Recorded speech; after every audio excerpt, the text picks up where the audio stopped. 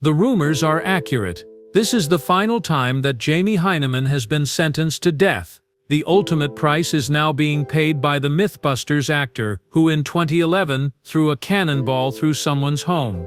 The law finally caught up with him, after years of risky research, weapons testing, and disregarding all safety regulations. His tools have been seized, and his renowned workshop is now vacant. The man with the black beret, who spent 14 years playing with explosives and building killer robots, will never again make anything. Jamie Hyneman was never the kind to go the typical route. He was born in Marshall, Michigan on September 25, 1956. His family soon relocated to Columbus, Indiana, and settled on an apple farm there. He was greatly influenced by such peaceful country life. Jamie enjoyed using his hands to solve issues from a young age. He was learning how things worked while the other children played games. Jamie frequently spent time at Indiana University, where his mother was a graduate librarian, browsing through bookshelves and learning on his own. In 1974, he graduated from Columbus North High School. He had already changed his mind by then. Instead of doing things the way everyone else did, he chose to figure things out on his own. When he made a decision that changed his life, that thinking was evident. Jamie ran away from home in 1970, when he was just 14 years old. All he had in his pocket was $1.49. It wasn't enough for much, but it got him going. For 6 months he traveled the United States hitchhiking. He traversed both urban and rural areas by himself. He was once apprehended in California, then placed in juvenile imprisonment. It would have shaken most children. Jamie wasn't. He subsequently said that the vacation was fantastic. "I thoroughly enjoyed myself." His parents did not discipline him in the customary manner. Rather, they sent him to a Wyoming wilderness survival camp. It was intended to provide him with discipline and structure. Their expectations were not met. Jamie thought it was fantastic. He acquired the skills necessary to survive in harsh environments and to live off the land. That encounter became a routine. He would spend weeks at a time in the bush by himself. For years after that, he only needed the room to ponder and the tools to survive. He took another unconventional step in 1974, the year he graduated from high school. With his father's assistance, Jamie purchased a Columbus pet store. He was just 15 years old. Jamie was operating a company while other adolescents attended football games or parties. He offered rats, birds, snakes, and animal feed for sale. On the family property, he even reared a lion cub. He experienced running a business on his own for the first time in the pet store. After operating it until 1977, he sold it and went to Indiana University to further his studies. He didn't choose a conventional subject, even in college. He went with Russian languages, which is quite different from science or engineering. But with Jamie, that was the norm. Instead of doing what was required of him, he always did what he was interested in. He earned a degree in Russian linguistics from Indiana University in 1981. He accepted a modest position as a Slavic collection librarian at the UN in Geneva after graduating. But he wasn't suited to that world. He was stuck. He made the decision to abandon it and pursue something new in 1984. To learn how to sail, he took a plane to the Caribbean. He purchased his own yacht in less than a week. After 6 months, he was operating charter excursions in the Virgin Islands and had obtained a dive master certificate. He showed them the water and took them diving. In the same year, he also met Aline Walsh, who would become his wife. In 1989, they were married. Jamie spent almost 4 years living at sea. However, the task started to seem monotonous after a while. A fresh challenge was what he needed. He therefore abandoned the ocean in 1988 and began spending his days in libraries. He wasn't learning language this time, he was trying to get a new job. After reading books and learning about many fields, he discovered special effects which caught his attention. It brought problem solving and creativity together. It was more than simply science or art. Both were involved. After relocating to New York, he began at the bottom. He was employed at special effects studios as a shop assistant. He gained knowledge on how to construct props, shape materials, and produce illusions that appeared on screen. He gradually acquired the abilities he would subsequently employ on Mythbusters. After accumulating a modest portfolio by the late 1980s, Jamie made the decision to relocate once more. He went to San Francisco this time. Productions with a lot of effects were common in the Bay Area. Jamie was a perfect fit. His work improved and became increasingly technical. He had begun making advertisements by the 1990s. Things really got off from there. He was requested to create a vending machine that could automatically spew out cans by 7U up in 1995. Yes, Jamie replied. At the correct price, he said, I could create a vending machine that would launch cans into space. He created a functional device that used precise air pressure to shoot cans. From the surface, it appeared unremarkable, but on the inside it was an intricate engineering feat. It rose to prominence as one of the decade's most well-known advertising props. A Nike prototype was another significant invention. It was a football sneaker with 2 wheels that allowed actors to move smoothly on the ground. Later, this design became U.S. number of patent 6458008. Jamie used genuine mechanics to make ads appear magical before computer-generated imagery became commonplace. He worked on more than 800 ads between 1990 and 2003. Among his customers were Chevrolet, Burger King, Coca-Cola, and Sega. He became a household name in the advertising industry because, to his talent, he had the ability to quickly, cleverly, and oddly construct anything and make it function under duress. Jamie took another audacious decision during the dot-com bust in 1997. He purchased the struggling Colossal Pictures model shop and made M5 Industries out of it. Adam Savage came up with the name. However, he spelled it somewhat incorrectly in order to allude to James Bond's gadget section. Later, Adam made a joke about Jamie never paying him the $50 he had agreed to pay him for the name. In San Francisco, M5 was situated at 1268 Missouri Street. It was filled with a variety of instruments, including milling machines and metal lathes. Anything might be built in the store. Early on, it contributed to films such as The Nightmare Before Christmas and James and the Giant Peach. However, the sector was evolving. Digital effects were becoming more prevalent. Jamie was aware that M5 will require a new means of survival. Discovery Channel contacted them in 2002 with a show concept. It was originally known as True or Tall Tales. Jamie saw it as an opportunity to preserve the store. The first showing of Mythbusters took place on January 23, 2003. M5 was transformed into the show's lab. Its dispersed workstations and crimson walls were included into the set. After 296 episodes and 14 years, the store became a representation of practical science. The audience grew accustomed to seeing Jamie standing in the midst of flying myths and debris while wearing a beret. M5 is where some of the show's stars first appeared. Before they appeared in front of the camera, Tori Belleci and Carrie Byron were both employed there. M5 changed once again following the conclusion of the series in 2016. It shifted its focus from entertainment to real-world issues. Jamie worked on an autonomous firefighting tank project to help put out flames in California. Jamie has already worked on big-budget movies before all of this.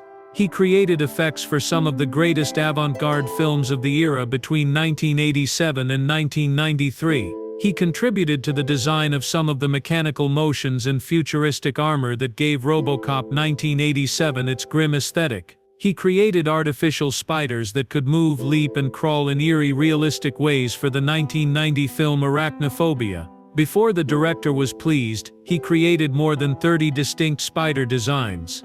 One of his more bizarre endeavors was the 1991 surreal movie, Naked Lunch, which was adapted from William Burroughs' book. Jamie was involved with the construction of insect typewriters, which were strange devices that resembled a combination typewriter and bug. They mumbled, shifted, and blinked. It was all analog. It was pure imagination, puppetry, and animatronics. Jamie Hyneman's career was already full with strange, inventive, and memorable machines before the time Mythbusters made him famous. Mythbusters debuted on the Discovery Channel on January 23, 2003. Jamie and Adam Savage co-hosted the program. The two were diametrically opposed. Jamie remained composed and concentrated. Adam was boisterous and vivacious. However, they came up with something original that gave science a sense of excitement. They collaborated for 13 years. March 6, 2016 was the last day of the exhibition. They put 769 myths to the test over that period. 2,391 tests were conducted. More than 12 tons of explosives were utilized. The primary testing location was Jamie's San Francisco workshop, M5 Industries. It was brimming with equipment, tools, and inventive fixes. Some of their most ambitious concepts were also realized there. Despite their strong on-camera chemistry, Jamie and Adam were not particularly close. Offset, they stayed apart. Despite their professionalism, they seldom ever interacted. It made no difference. The play was shaped in part by their disagreements. Jamie's approach was straightforward. He thought it was best to begin with the precise assertion. They would gradually push the boundaries to see what may make it feasible. If that didn't work, some tales evolved into contests. They attempted to find a needle in a haystack or chill beer as quickly as possible. Jamie remained methodical. Adam tended to think out loud. The contrast was adored by the audience. While entertaining to watch, it also demonstrated how several routes may lead to the same conclusion. The majority of people were unaware that many tests were tested in significantly greater quantities than were broadcast. Later, Jamie stated that they frequently attempted hundreds of iterations. Few of them appeared in every episode. Then the event with the cannonball. The incident took place on December 6, 2011. They were at a bomb range in Dublin, California, recording an episode called Cannonball Chemistry. As usual, everything was in place. A 30-pound projectile was supposed to be fired into barrels of water, but something went wrong. The barrels and the safety berm were not hit by the projectile. At 1,000 feet per second, it soared out of the test range. It covered 700 yards. Initially, it broke through a house's wall while a couple slept. Their bedroom had a 10-inch hole left by it. It bounced over Casada Place after that. It struck another house's roof. Following that, it smashed through a minivan's glass. That vehicle had just been exited by Jasbir Gill. Later, when he peeked inside, he saw a large cannonball. It was between 5 and 10 inches. I felt afraid. Fortunately, my children were not in the van. The damage was severe, but no one was harmed.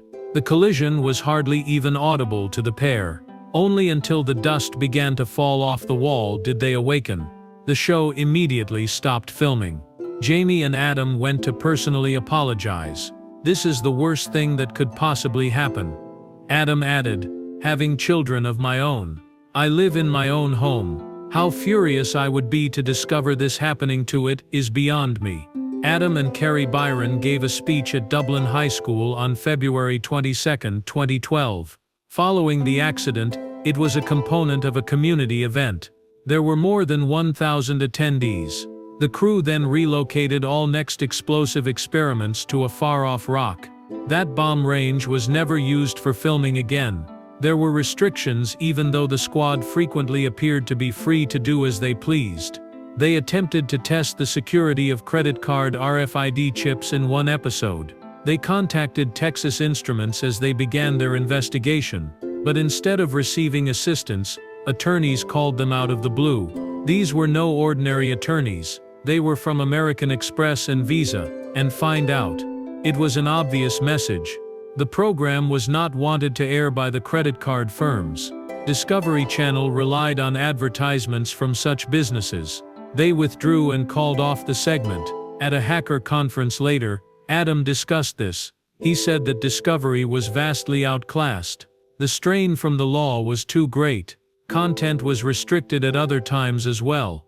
An episode on a Civil War tale was once shot. They had shot a soldier in a delicate spot. Additionally, according to the tale, the bullet entered a neighboring woman's reproductive system. Later on, she got pregnant. It was intriguing while being odd. Although they were permitted to test it, Discovery forbade the use of appropriate scientific terminology. Instead, the team had to use phrases like legacy.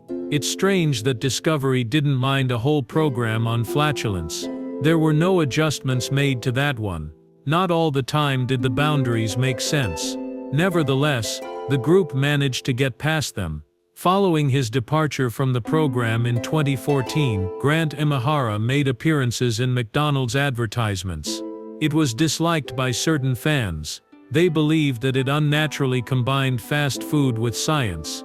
It sparked debate over the extent of advertisers' or networks' control over scientific content. Following the show's 2016 finale, Jamie discreetly left the limelight. He stayed away from interviews. Behind the scenes, he went back to creating and inventing. However, what he contributed to remained unaltered. A generation was motivated by Mythbusters. It made science interactive and enjoyable. It demonstrated that conducting tests and posing queries was not only instructive, but also enjoyable. Jamie Hyneman was already making waves in a different type of battlefield before he was recognized as the cool, mustached co-host of Mythbusters. Jamie released something that would forever alter the game in 1995, long before robot combat became popular. Blendo was the name of the machine. It was afraid, not just competitive. Blendo was a fighting robot that could strike opponents with tremendous power since it was a full-body kinetic energy spinner. The actual body whirled like a gigantic blade. Jamie used a Chinese wok to construct the chassis. He used a lawnmower engine with 5 horsepower to power it. At 500 revolutions per minute, the shell rotated. The outer blades were propelled to 80 miles per hour by that force. It was vicious in addition to being swift. Jamie employed over a dozen dual V bearings on the robot's body's beveled edges to regulate all that turmoil. Even after strong collisions, these bearings assisted in maintaining the stability of the massive spinning shell. Adam Savage, who subsequently joined Mythbusters, contributed to the electronics and control system development. Together they produced a unique creation that was unheard of in the early days of robot combat.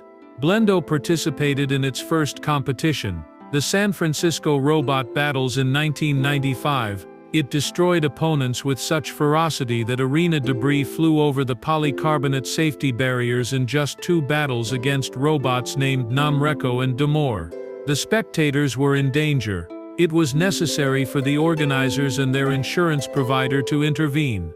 For safety, they requested that Jamie remove the robot. Despite being too risky to proceed, Blendo was declared co-champion rather than disqualified. It had never occurred before. Blendo made a comeback in 1997, 2 years later. It didn't help that the arena walls had been raised. Blendo destroyed Hercules and Punjar, 2 robots, but then he destroyed the arena again. The identical call was made by officials. After Jamie was requested to step down, Blendo was named co-champion once more. Blendo fared poorly in subsequent BattleBots events, despite dominating robot conflicts. The arenas were more difficult. Blendo had a tendency to destroy itself, and the opponents were more intelligent. Nevertheless, its legacy persisted. One of the earliest combat robots to be admitted into the Combat Robot Hall of Fame was Blendo. Years later, after becoming well known all over the globe on Mythbusters, Jamie decided to break away from television and focus on a very new threat: wildfires. He developed the Sentry, a remote-controlled firefighting truck. This was no ordinary device. Jamie purchased a non-armored military tank from a surplus store and used it to build it. He transformed it into a weapon that could penetrate dangerous areas inaccessible to humans. A virtual reality headset might be used to control the Sentry. This made it possible for operators to safely lead it through charred neighborhoods or wooded regions. It sent data and video in real time to the phones or headsets of firemen. They had the option of a complete overhead map of the region. First-person or third-person views outlined how it may operate in the event of a significant wildfire. The Sentry can be a member of a mobile fire department if the fire spread to a residential area. Firefighters may operate these equipment remotely and maintain the line rather than putting them in dangerous situations. Actually, a robot Jamie had constructed for a 7-Up commercial served as the inspiration for the Sentry. That previous robot could shoot drink bottles into the air and utilize tank treads. He recognized the possibility of something greater, acknowledged that it may take years to achieve complete autonomy, but the flames weren't waiting and remote control systems were ready. He therefore had a straightforward focus. Before lives were lost, put the technology to use. Jamie was also developing a technique that subtly revolutionized sports broadcasting at the same time. Wavecam was the name of it. Wavecam, in contrast to conventional fixed-position cameras, might move through the air on almost undetectable wires to provide dynamic overhead pictures of football matches, basketball games, or even concerts. Used a Stewart platform to design the camera system. 2 platforms were connected by 6 movable legs in this arrangement, which allowed for smooth movement in any direction. It made use of 6 sophisticated fiber wires that were almost undetectable on camera and thinner than fishing line. It was referred to be a spiderweb in the sky by others. In 2008, the basketball arena at Villanova University built the first Wavecam system. Later it spread to their football field before reaching prestigious universities like the University of Kansas, Penn State, and Alabama. Although it was often held at 5 miles per hour, the camera could reach 20 miles per hour at maximum speed, to keep onlookers from becoming startled. The system's price ranged from $50,000 to $150,000, based on the venue's size. Most might be operated by just 1 or 2 individuals. Jay Wright, the basketball coach of Villanova, was among the first to recognize its potential. He said that players were able to learn and get better by seeing whole plays from above thanks to the Wavecam footage. Villanova awarded Jamie an honorary doctorate in engineering in 2010 for his innovative contributions. However, not all of Jamie's creations were open to the public. Some of it had to be concealed because it was so delicate. The crew examined an urban legend about an explosive substance that was allegedly simple to create on one episode of Mythbusters. What they found was troubling. It turns out that the tale was true. In addition to being strong, the material was easy enough for everyone to replicate. The group came to a conclusion that is rarely faced by television programs. They deleted all of the test's video. All of the participants, including Tori Bialesi, Grant O'Mahara, and Carrie Byron, vowed never to discuss the specifics. It wasn't a show. Public safety was at issue. Shortly thereafter, the Defense Advanced Research Projects Agency, or DARPA, issued a public call for assistance regarding unknown bomb threats. Adam Savage answered. He got in touch with them and informed them of the Mythbusters team's findings. It was one of the few instances of a science program having a direct impact on national security studies. During Mythbusters' 13-year run, Jamie contributed to setting the standard for responsible engineering. He pushed for the names of explosives and hazardous substances to be censored. He handled it carefully because he understood the impact of information in the wrong hands. Beneath the somber expression and composed voice was a mind that was always assessing the dangers of inquiry. Jamie Hyneman operated a diving charter company in the Virgin Islands in 1984. He came upon a person who would fundamentally alter his life. Eileen Walsh was her name. She was a teacher of science, intelligent, inquisitive, and stable. He connected with everything about her. Before getting married in 1989, they spent 5 years creating a solid foundation. Jamie was trying to figure out what to do next while hopping from job to job. Eileen's enthusiasm was already ingrained in her. At Insignal High School in Alameda, California, she was a math and science teacher. She eventually rose to prominence as a teacher in the state and joined the California Scientific Teachers Association to influence the standards for scientific instruction. Her effort in the classroom was steady and well-founded. Despite the constant mobility in Jamie's life, the two managed to maintain equilibrium. Jamie began a new chapter in his career when he began working in special effects. Eventually, this route would lead to Mythbusters, which debuted in 2003 and operated for 14 years. Jamie gained notoriety over the course of 248 episodes for his straight-faced delivery, his mustache and beret, and his straightforward approach to testing outlandish concepts. And Eileen avoided the limelight through it all. They had a private connection. Although Jamie didn't talk much about his personal life, he did say in one interview that he was really proud of his wife. coming from someone who is known for being so quiet, that one phrase conveyed a lot. The fact that their worlds occasionally intersected added even more uniqueness to their bond. Mythbusters used the amenities of Eileen's school when they required a soccer field or a pool for their tests. Just outside of their classrooms, students witnessed science being tested on a nationwide scale. To raise money for the school, the show even hosted a special event in Alameda in 2006. Filming wasn't the only thing involved. It has to do with returning something. Both Jamie and Eileen were engaged in their own kind of science. One was broadcast on television. There was one in the classroom. Jamie's art was influenced by another aspect of himself and his communication style. Although Jamie has never had an official diagnosis, he has stated that he thinks he exhibits symptoms that are typical of autism spectrum condition. This conviction explains his intense concentration, meticulous preparation, and straightforward communication style. This came across rather clearly on Mythbusters. Every test he conducted had a defined procedure. Each outcome was handled carefully. His co-host, Adam Savage, once claimed that they had notes from parents every day informing them that their autistic kids would relax merely to watch the show. According to Adam, Jamie and I are pleased to be the patron saints of autism spectrum condition. There was more to Jamie's relationship with those viewers than meets the eye. Many neurodivergent persons respect structure and rationality, which was mirrored in his personality and work style.